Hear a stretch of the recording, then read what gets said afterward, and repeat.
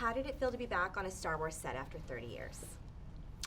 You know, it might have felt silly to be going back and playing a character that you played 40 years ago, but it didn't.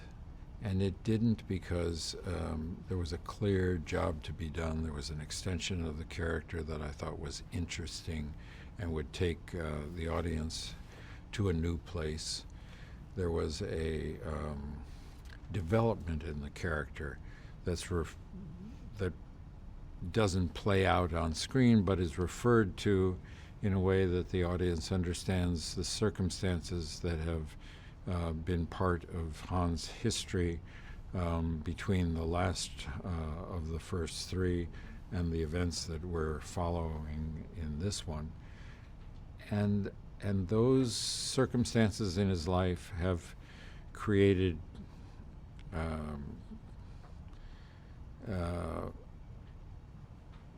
changes which are going to motivate him in different ways than we might expect. So the character has some surprise to him at this point.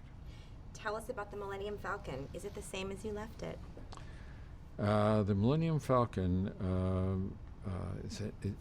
it's funny because the set had actually been dismantled after the first film. It had not been predicted that the film would be such a success as it was. And so that they had to recreate it from pictures. And they did a beautiful job of rebuilding it, and it was it was indistinguishable to me from the original set. So it was nice to be back. This is the first time you've worked with J.J. Abrams as a director. What is his style, and what does he bring to the filmmaking process? His style is, intense preparation, great enthusiasm, willingness, and gives himself the freedom to make changes in his expectations according to what he sees on the set. He's collaborative. He is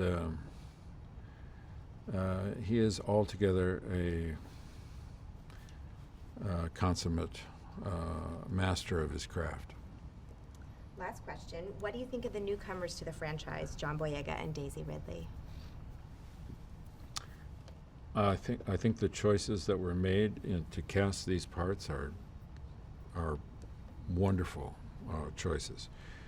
Daisy and John are wonderful in their parts. They're very interesting people, both of them, and I think they're going to have an unbelievable future. Ladies and gentlemen, you're watching Hey You Guys! Hey You Guys, huh? Hey You Guys. Is that from the Goonies? It is indeed, yes. Nice. Hey